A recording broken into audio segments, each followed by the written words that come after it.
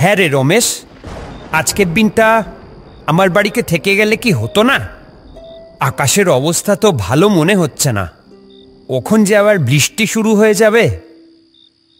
না রে জগাই, তুই চিন্তা করিস না, আমি ঠিক চলে যেতে পারবো। তুই আমার ছোটবেলার বন্ধু, আর তোর ছেলের জন্মদিনে সেখানে আসবো না তা আবার হয়? আসলে কালকে অফিসে খুব দরকারি মিটিং আছে, তাই আজ শহরে ফিরতেই হবে। আচ্ছা ঠিক আছে, যেখানে তোর কাজের দিকটা আছে সেখানে আমি আটকাবো না। তুই যে তোর ছোট্টবেলার বন্ধুকে ভুলে যাসনি, এইটাই আনন্দের। চল, তোকে রিকশায় তুলে দিয়ে আসি।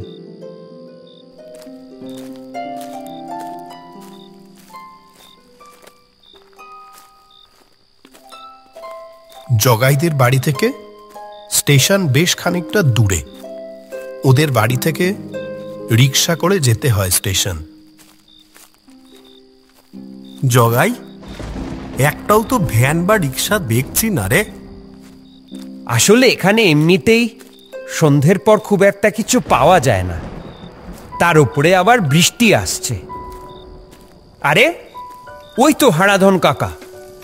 দাঁড়া রমেশ, হারাধন কাকা রিকশা করে চলে যেতে পারবি স্টেশনে। হারাধনের রিকশা ওদের সামনে এসে দাঁড়ায়। দাদাবাবু, আপনি এইখানে এই সময়? হারাধন কাকা, তোমায় তো অনেকদিন পরে দেখলাম। আমি তো শুনেছিলাম তোমাকে নাকি কদিন ধরে খুঁজে পাওয়া যাচ্ছে না। না না, সেরকম কিছু নয়। আসলে আমি কিছুদিন এখানে ছিলাম না। ও আচ্ছা, যাক, তাও ভালো। শোনো না হরাধন কাকা, তুমি খুব ভালো সময় এসেছো আজকে। আমার এই বন্ধুটা শহরে ফেরত যাবে আজ রাতেই। অনেকক্ষণ ধরে অপেক্ষা করেও কোনো রিক্সা পাচ্ছিলাম না। ওকে তোমার রিক্সায় করে ওই স্টেশন অবধি ছেড়ে দাও না, যদি কোনো মতে আজকে শেষ ট্রেনটা পেয়ে যায়। আকাশে এমনিতেই মেঘ জমেছে বাবু, এই রাতে আজ না গেলে হতো না। আর ওই স্টেশনে তো রাতে। কতবার বললাম যে আজকে যেতে হবে না, থেকে যা, কিন্তু কে কার কথা শোনে? না রে বন্ধু, তোকে তো বললামই। ঠিক আছে হারাদম কাকা, তুমি ওকে একটু স্টেশনে পৌঁছে দাও। হারাধন একটু ভেবে নিয়ে বলে, ঠিক আছে, বসুন।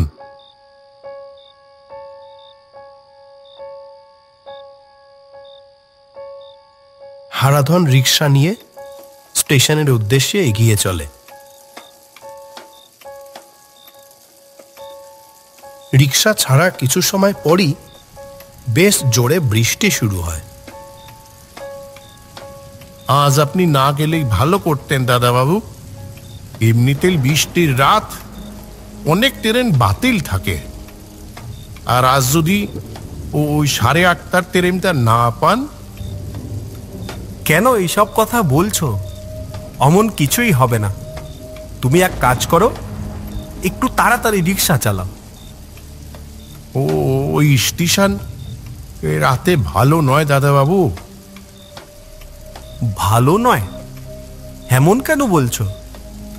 ওই স্টেশন রাতে ভালো নয় কেন?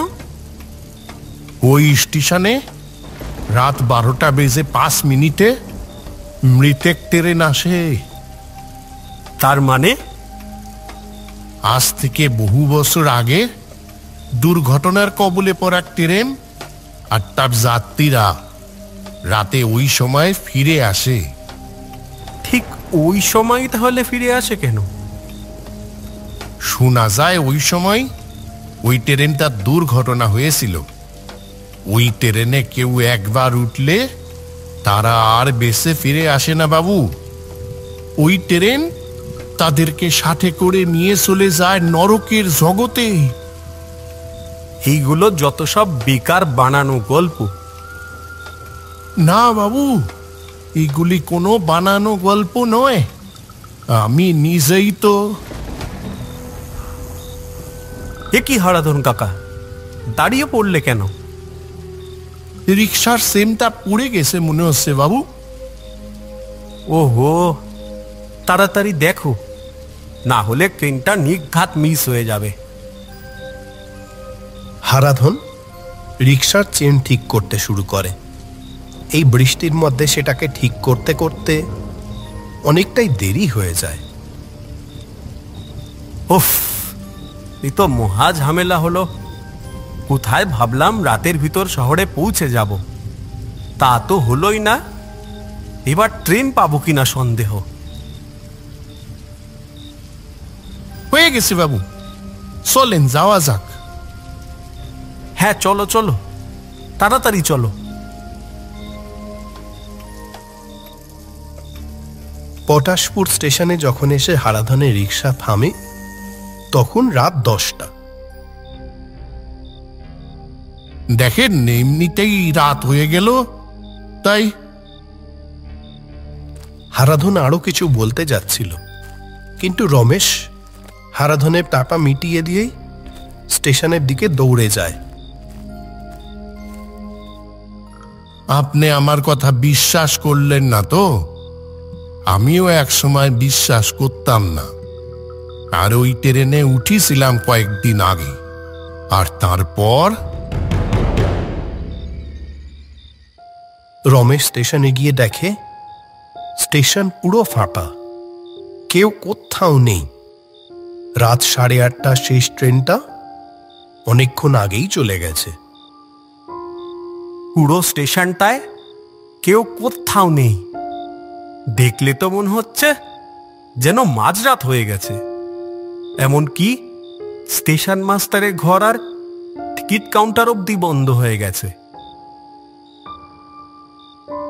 রমেশ একবার লাইনের দিকে তাকায়।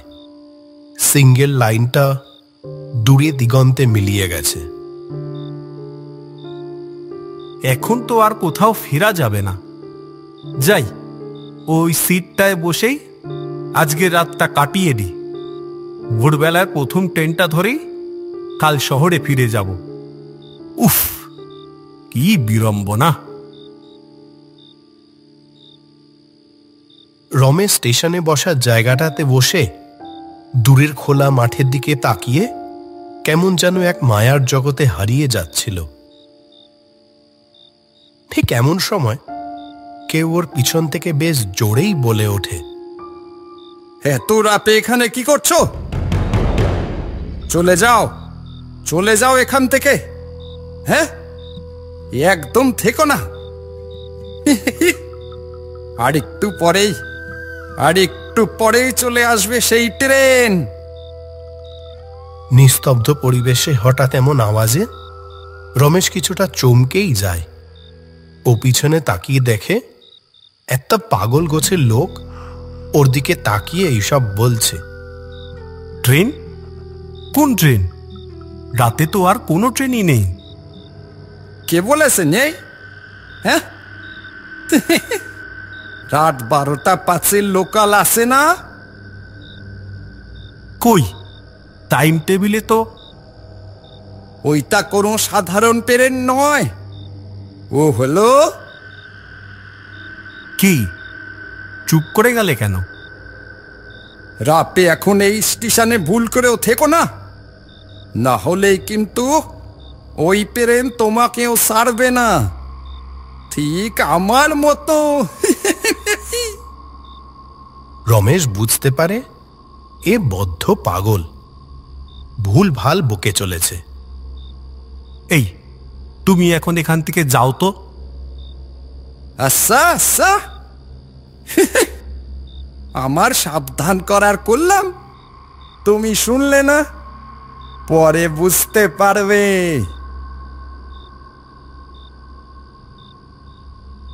ওই পাগল গোছের লোকটা এই বলেই নিমেষে অন্ধকারে মিলিয়ে যায়।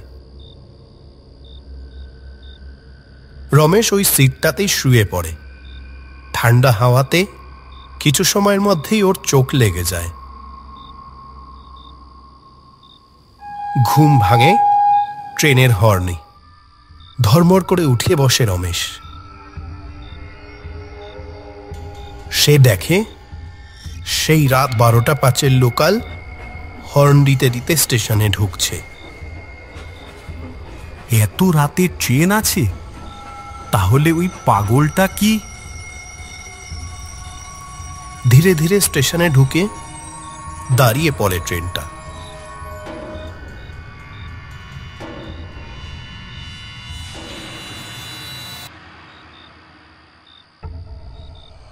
রমেশ ট্রেনের ভিতরে তাকিয়ে দেখে পুরো অন্ধকার, কিন্তু অনেক গলার আওয়াজ ভেসে আসছে। ট্রেনের ভিতরে কাউকেই তো দেখা যাচ্ছে না, কিন্তু এত আওয়াজ আসছে কোথা থেকে? রমেশ ট্রেনের জানলার কাছে গিয়ে অন্ধকারেই জিজ্ঞাসা করে, ট্রেনটা শহরে যাবে? এই কথার পরই ট্রেনের ভিতর থেকে আসা সমস্ত আওয়াজ পুরো শান্ত হয়ে যায়। কেউ একজন ভিতর থেকে বলে ওঠে, উঠে আসুন, উঠে আসুন। রমেশ আর কিছু না ভেবেই ট্রেনে উঠে পড়ে। তখনই ট্রেনটা স্টেশন ছেড়ে চলতে শুরু করে। ট্রেনের ভিতরটা পুরো অন্ধকার, কিছুই ঠিক মতো দেখতে পায় না রমেশ।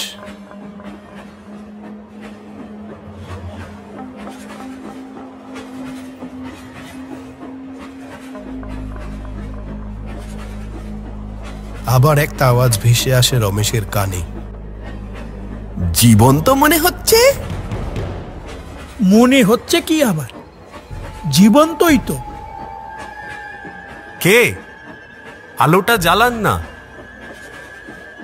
কেন? আলো দিয়ে কি করবেন? আপনারা কোথায়? কাউকেই তো দেখতে পাচ্ছি না।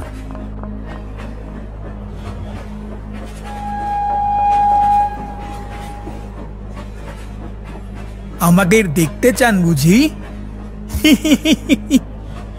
দাঁড়ান, দেখাচ্ছি। এমন সময় ট্রেনের কামরার আলো জ্বলে ওঠে, আর সেখানকার দৃশ্য দেখে রমেশ আটকে ওঠে। সিটের বিভিন্ন জায়গাতে বসে আছে সব মোড়া লাশ। সেই ট্রেনের ভিতরে যারা বসে আছে তারা কেউই জীবিত মানুষ নয়। এ কোন ট্রেনে উঠে পড়ল সে? রমেশের ঠিক সামনেই পড়ে আছে একটা কাটা মাথা। কেমন লাগলো আমাদের দেখে? রমেশ ভয়ে পিছিয়ে দরজার দিকে চলে আসে, কিন্তু নামবার উপায় নেই। দুরন্ত গতিতে ট্রেন ছুটে চলেছে অজানা পথে। একে একে ভয়ঙ্কর চেহারাগুলি সিট থেকে উঠে রমেশের দিকে এগিয়ে আসে। আমার দিকে এগোচ্ছ কেন? এসো না, এদিকে এসো না। কি কি কি কি চাও আমার থেকে?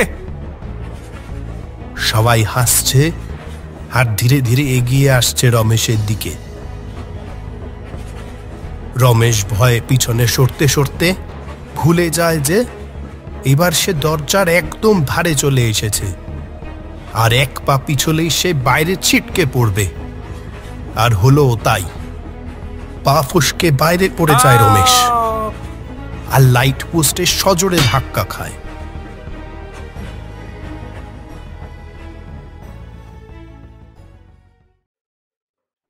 সকালের আলো ফুটলে রমেশ ধীরে ধীরে চোখ খুলে দেখে ও লাইনের এক পাশে পড়ে আছে।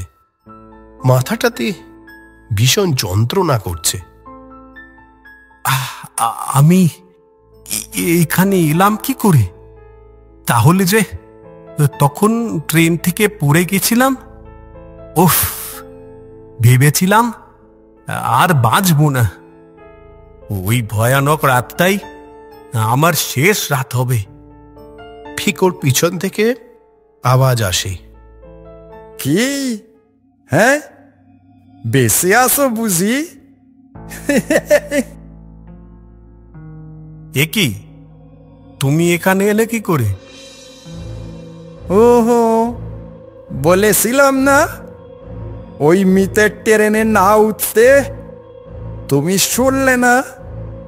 ওই ট্রেনে উঠলেই আমার মতো মরতে হয়। কি সব ভুলভাল বকে যাচ্ছ? আমি মরতে যাব কেন? পাগল লোকটি আর কোনো কথা বলে না, কেবল আঙুল তুলে লাইনের দিকে দেখায়।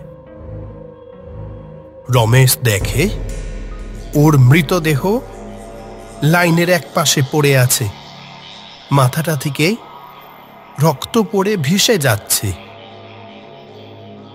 হ্যাঁ,